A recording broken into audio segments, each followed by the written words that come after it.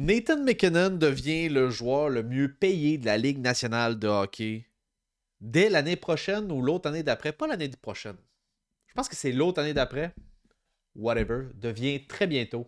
On va le voir ensemble de toute façon. Devient très bientôt le joueur le mieux payé de la Ligue nationale de hockey. Devant Connor McDavid. C'est de ça qu'on va parler aujourd'hui. Si t'es nouveau, je t'invite à t'abonner. C'est le bouton rouge en bas de l'écran. C'est gratuit, ça fait plaisir. Moi, ça m'aide énormément à me faire connaître sur YouTube à travers l'algorithme. C'est compliqué des fois. Hein. C'est compliqué de faire grossir une chaîne indépendante, une nouvelle chaîne. Je compte sur toi. Laisse un gros pouce bleu. On parle de potins, d'actualités qui touchent le Canadien de Montréal, la Ligue nationale. Bref, c'est vraiment une chaîne indépendante française. Il n'y en a pas assez. Il n'y a pas assez de chaînes françaises, pas assez de chaînes québécoises qui couvrent l'actualité du hockey, notre sport national ici au Québec. Sur ce, on va rentrer direct dans le vif du sujet. OK, direct dans le vif du sujet. Right now, je te mets l'écran que je voulais partager avec toi. Nathan McKinnon signe son gros contrat. OK? Puis, il signe son gros contrat.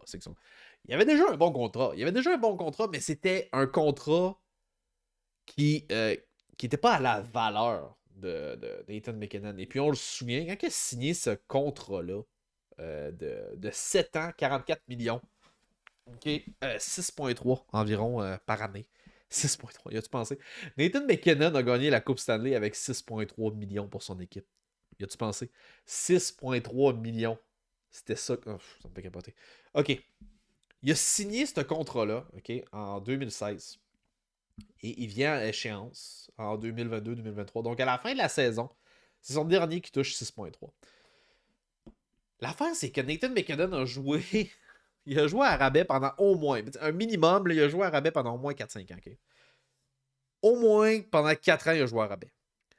Gros joueur, probablement, selon moi, dans le top 5 minimum. C'est peut-être dans le top 3. Au moins dans le top 5 des meilleurs joueurs de la ligue. OK? Et puis, il a signé à rabais parce que la première fois, quand il avait décidé de signer ce contrat-là, après son contrat rookie, il avait dit à Joe Sakic puis à toute la gang, il avait dit que lui, ce qu'il voulait, c'était signer à rabais pour faire rentrer, puis faire la meilleure équipe, faire rentrer les meilleurs joueurs possibles, et puis garder les meilleurs joueurs longtemps pour pouvoir aller chercher une Coupe Stanley. C'est chose faite. C'est chose faite. On peut-tu y en vouloir à partir de là? Absolument pas. T'sais, le gars, il a été sous-payé, selon moi, pour ses performances pendant une bonne partie de ce contrat-là. Et puis, ce qui l'a sûrement écœuré, selon moi, c'est le fameux contrat qu'ils ont donné. Ben, les deux contrats qu'ils ont donnés. Celui-là à Landeskog et puis celui-là à Rantanen. Okay? Ces deux gars-là, selon moi, sont pas meilleurs que Nathan McKinnon, mais ils ont eu des meilleurs contrats. Puis Nathan McKinnon, lui, il avait fait des sacrifices pour pouvoir faire rentrer tout le monde sur la masse. Et puis quand il a vu que Bozo, toute la gang n'ont pas voulu suivre, too bad les chums. Moi je suis plus, ok?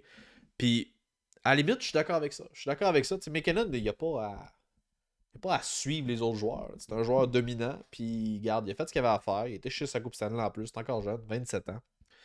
Mais là, il vient de signer le meilleur contrat de la Ligue nationale de hockey. Watch out, un contrat de 100 millions de dollars sur 8 ans. 100 millions 800 000. C'est 100 000 dollars de plus par année que Connor McDavid. Connor McDavid à 12,5 et lui va être à 12,6. OK? C'est absolument, absolument massif. C'est quoi ça envoie comme message? Ça envoie pas nécessairement le message que Connor McDavid est moins bon que Nathan McKinnon.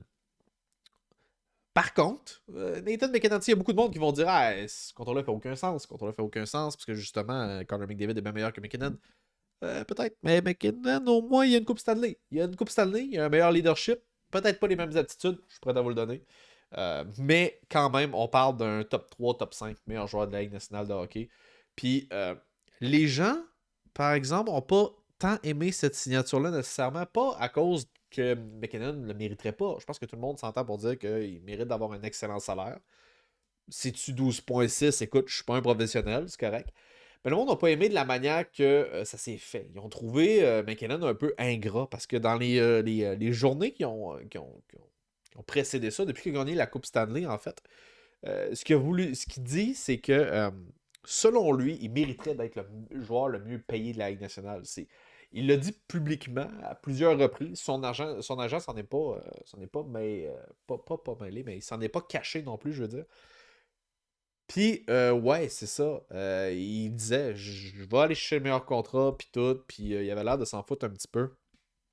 Et puis, dans les faits, quand tu regardes son contrat, là, euh, oui, il gagne 12,6 par année, mais en plus de ça, il y a des bonus. Là. Il y a des bonus absolument monstres au travers de ça. Là, 15 millions, 15 millions, 15 millions. C'est le bordel. C'est le bordel. Mais sur la masse salariale de l'équipe, ok, c'est 12,6. C'est 12,6 de cap hit. Puis c'est ça. Ça va rester de même pendant un bon moment. Puis c'est ça. Ça va être le contrat référence pour les top tiers. Puis quand je parle de top tier, je pense que Leon Draisaitl va vouloir aspirer peut-être à un contrat qui va ressembler à ça. Moi, je me rappelle très bien que quand Leon Draisaitl avait signé son contrat avec les Oilers, là, je m'en souviens très très bien.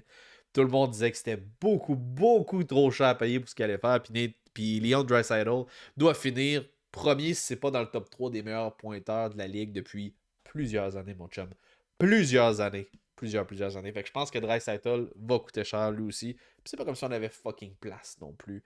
Avec les Oilers, si je me trompe pas, sont au-dessus du cap. Fait que ça va mal eux autres aussi pour le moment. Mais ouais, je suis vraiment curieux de savoir qu'est-ce que vous en pensez du contrat de Nathan McKinnon. Est-ce que vous pensez que Nathan McKinnon mérite autant d'argent, first? Et deuxièmement, est-ce que vous avez été choqué un petit peu de savoir, de voir là, la petite mini-controverse qu'il y avait autour de ça, là, que trouvez-vous que c'est ingrat, vous autres aussi, de dire que je mérite d'être le joueur le mieux payé de la ligue et puis finalement de l'avoir? Regarde, on ne pourra pas dire qu'il nous a menti. Au moins, il l'a dit qu'il allait le faire, il l'a fait, puis je crois qu'il a assez payé pour les années qu'il a passées à côté. Parce que, comme je vous ai dit, à 6,3, il était, selon moi, sous-payé pour les performances qu'il faisait. No doubt about it. So, il va peut-être aller rechercher ce qu'il a perdu au fil des années. So, ça me fait toujours plaisir d'être avec vous, guys. J'espère que vous aurez apprécié. Sur ce, peace out, guys.